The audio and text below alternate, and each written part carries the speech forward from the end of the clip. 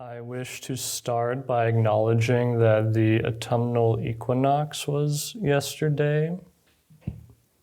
The northern and southern hemispheres of this planet received, for just a moment, the same level of sunlight. And now in the north here we enter autumn, and daylight is less present than the night, and it continues to wane.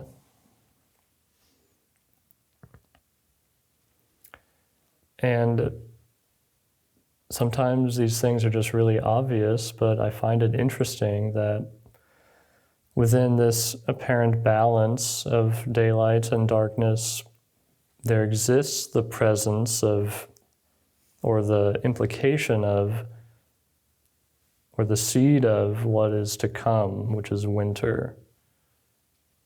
You know, winter's not here yet, but we know that it's coming somehow in our bodies. We have these cyclical wisdoms in our bodies.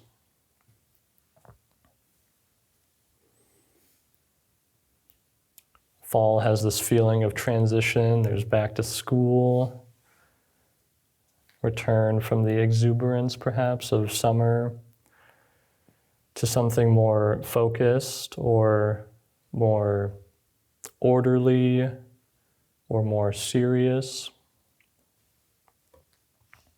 And at Great Vow, there's the approaching practice period of Autumn Ongo, in which the residents here devote more time to Zazen, to meditation, and to silence. And it's a time for the assembly to unite in this turning inward to meditation. There's this simultaneity of coming together so that we can be solitary in our cultivation.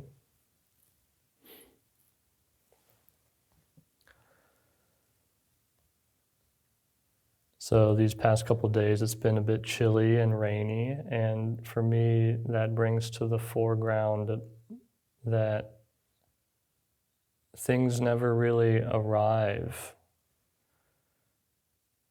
Is it now autumn because the calendar says so? Or because it's chilly and it just feels darker and it's rainy? Or because there are now pumpkin spice lattes available at Starbucks?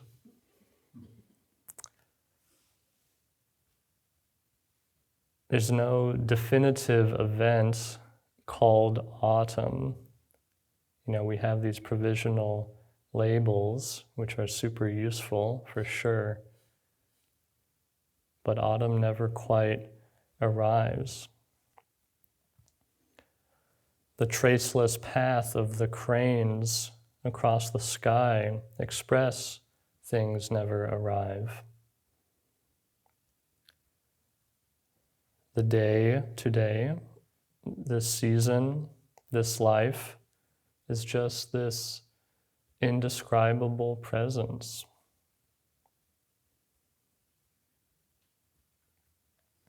And there's a temptation in me to stop talking after this acknowledgement of the indescribability of life,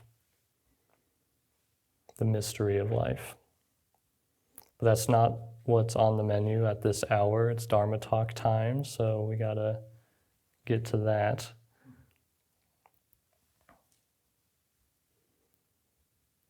The settling into mystery, the being open to being graced by mystery, belongs to the domain of Zazen,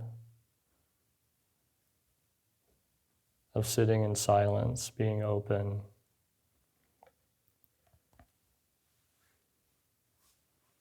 Receiving the world before words and compartmentalizing and evaluation.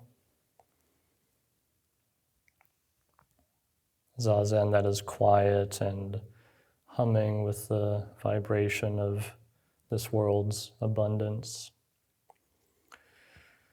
The zazen that is your ordinary zazen, just feeling how you're feeling and thinking what you're thinking.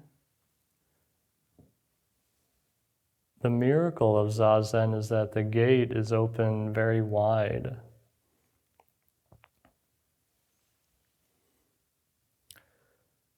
What standard could we possibly hold up to measure our life,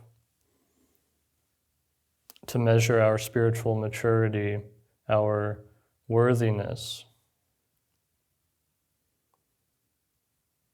There seems to be this sickness of evaluating, of judging, of measuring ourselves in the world. I certainly have felt sick with that illness. So that needs some addressing for sure. And that belongs to the worldly mode of success and achievement and doing. You get an A minus, B plus, C, D, 200 pounds, 110 pounds, 300 pounds, 151 pounds. But when we are sitting zazen right here, and I do mean in this room right now, but the important point is that we must imagine into this being relevant wherever you find yourself, so monastery or otherwise. When we are sitting right here, there is no standard. We're just sitting together at peace, mutually supported, cultivating our own path, adding our ingredients to the cauldron of Sangha practice. The monastery is only a monastery because there's more than one person present at a time.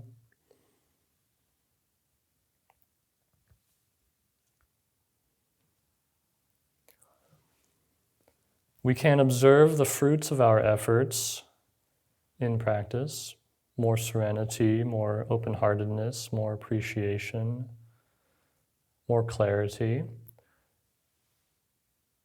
And even in that very real observation, there's only one perspective on the stage at a time, at that time.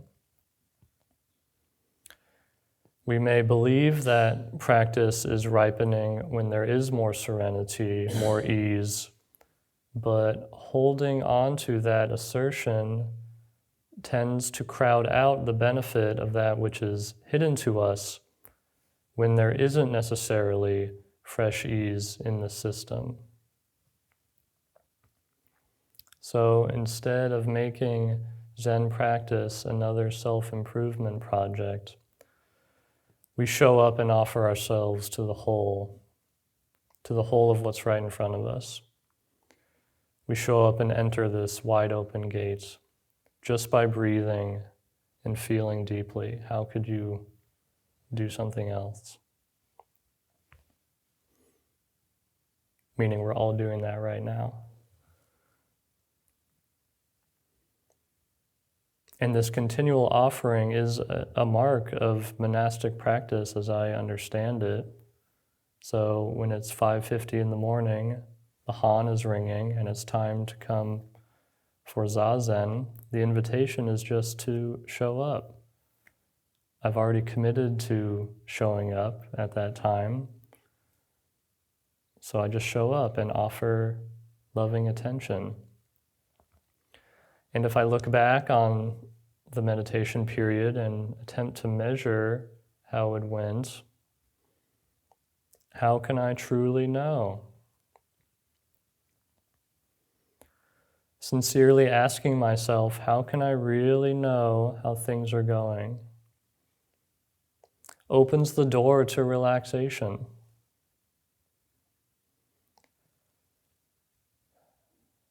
I notice that when I'm caught by anxiety, it's very often because there's a strong level of surety in the system that things aren't going so well and they're going to get worse.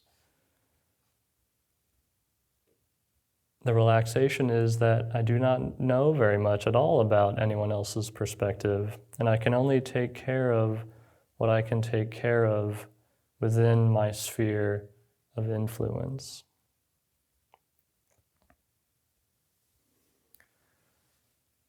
So back to things never arrive. Things never arrive, and yet I'm confident that we should acknowledge and celebrate and feel into the presence of autumn. That's where we are now. So this season, one intention I have is to really let in the darkness into my body, which sounds abstract, but there's a gesture of just being open to this world, this environment. So letting the darkness into my body, letting the cold, the rain, those things can have a home in this awareness. I intend to let the brightness of the moon pull on my heart.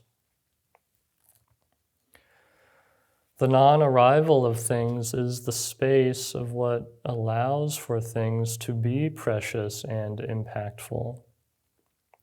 We definitely are impacted by beings and events and the energy of the moment. I was thinking about the moon the other day and how amazing it is that all the water on Earth is moved by the pulse of the moon. And it's been kind of fun recently to view myself as a kind of moon being. The moon has its many different faces that change pretty quickly, yet they reliably show up. I'm going to pause here to not get too woo-woo about the moon and the cosmos, but truly it strikes me as medicinal to try on, like trying on a new pair of clothes, which I haven't done recently, like going to a store and trying on something new, but maybe sometime that could be fun. But it's medicinal to try on being open to the influence of celestial bodies instead of just running the same old tape, hit the tape, of the story of my life, the title of which is Me and My Predicament. That's an Eckhart Tolle teaching, Me and My Predicament. What a stressful story to listen to all the time. So we have these bodies and we are always in relationship with other beings and the whole world. So of course things arrive. I said things never arrive, but of course they arrive. We are always impacted. We have these beating hearts that love and open and break and are unarmored from the start, so tender. We can build up apparent armor, but it seems to me that the main function of the habit of armoring is to do something about the open, tender heart. It's so open, I have to let it be safe. We aren't in control of how life unfolds, and that can be really scary. Or not being in control can lead to astonishment and freshness. The other day I was preparing to go on a bike ride, And part of the reason for the ride was a recognition of feeling a little stuck, a little low, and I wanted to remedy that. And I was going to do that. I was going to make that happen. I'm in control of my state. And as I went to the gym to get the bike, I heard some voices and merriment in the corner of the gym where the fitness equipment is. So I went over there, and John and Ramsey were both warming up for their own individual workouts. And I just jumped in the fray and started joking around and being silly right along with them. And this encounter lasted maybe like 3 minutes, but as I went on my own way on my bicycle, I was uplifted. And the main point of this is that I was surprised by how impacted I was by these people in this encounter. It lifted me out of a sense that I'm in charge of my state and my attitude is up to me. And it's up to me to practice skillful responses. I'm not in charge, and I can just join in some laughter with friends.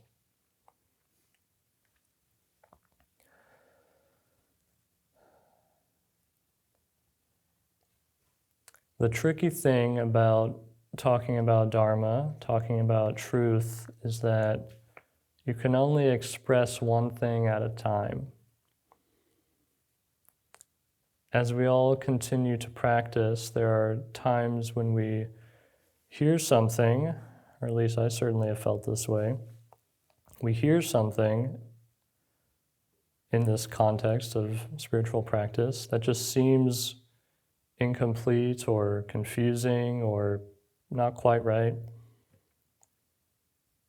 In general, the responsibility that we have as practitioners is to expand our view to include other perspectives and to allow each expression to shine on or with its own luster.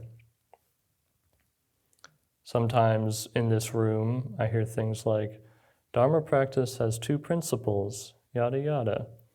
And my mind jumps toward, well, what about this or that principle? You didn't mention that. We talk about making effort, but what about receiving?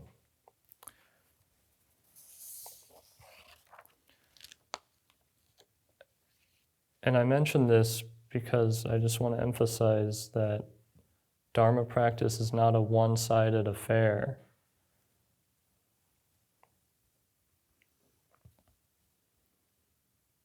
How can it be that things never arrive, that life is always flowing, that people and places and events are always passing through, and that things do impact us, that we are touched when it's time to say goodbye to a loved one, and we don't know when we'll see them again?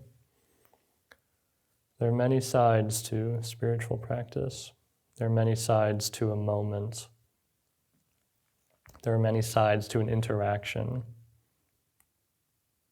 In the face of this, I find that a helpful attitude to cultivate is yes and. Saying yes to the moment, saying yes to our life, and letting and have its breathing room. Yes, I am a confused being, and I have so much wonder and gratitude. Yes, I made a mistake, and now I have an opportunity for gentleness and compassion. Yes, things never arrive, and when someone is looking me directly in the eye, and I look back, there is a real meeting. Yes, I have this personality and this history and these tendencies, and they don't define me. They can't touch my essence. Yes, everything is dying, and everything is so alive. Yes, I can share with some degree of confidence about my own experience, and I don't know what benefit it will bring.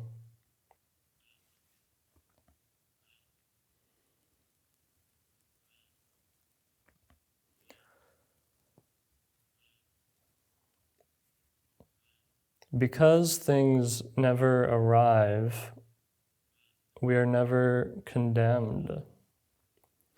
Forgiveness is always available. The boundless qualities of the heart are always available. Loving kindness, compassion, equanimity, and sympathetic joy.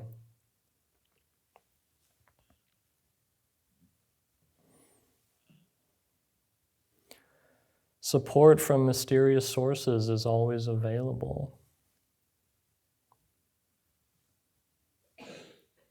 We're always supported. I've heard that many times in this room, and when I really let that in, I'm really touched right now when I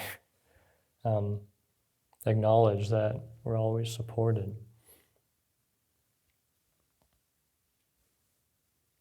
You know, most of us are always fed. Food always just appears. And it could be through great effort and on our own parts, but we receive offerings.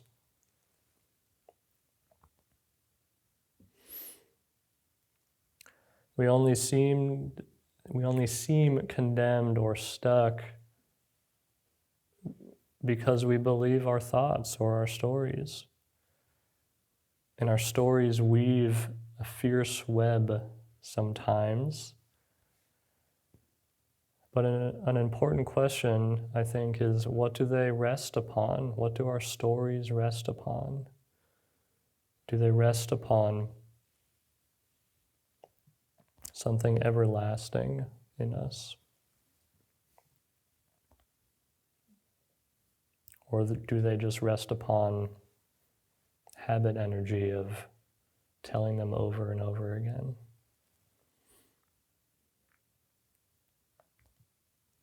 So forgiveness is a super important ingredient in life. Have you ever been released from the spell of the inner critic for a little while and looked back to see that, gosh, this force of negativity was just running my life for a little while? This miraculous moment happened to me last night in the Zendo, and there's a tendency, you know, before I decided to include this in the talk, to just regard it as an ordinary moment, but it was a miracle in a way. It was a miracle, period. So I was sitting there, fairly calm, engaging in meditation, and thoughts about this talk kept coming up, and I kept getting knotted up. I don't know what to say. I don't know what will actually be helpful. This is a precious opportunity, and I want to offer something helpful. An interesting idea would come to me, and then this force would just squash it. And somehow, remembering to touch into the heart entered my sphere. Why did I remember to do that? I don't know. It was amazing. And the reality became, I don't have to get it perfect. It's not about being impressive. Just offer yourself. And then I thought about including that one extra special Mary Oliver poem in this talk. And it's been a while since Mary Oliver poems were in vogue at Great Vow Dharma talks, but there was a season once where it became kind of cliche, at least in my mind, to read a Mary Oliver poem. But now that the opportunity presents itself, it just feels so good. So I'm going to do that right now.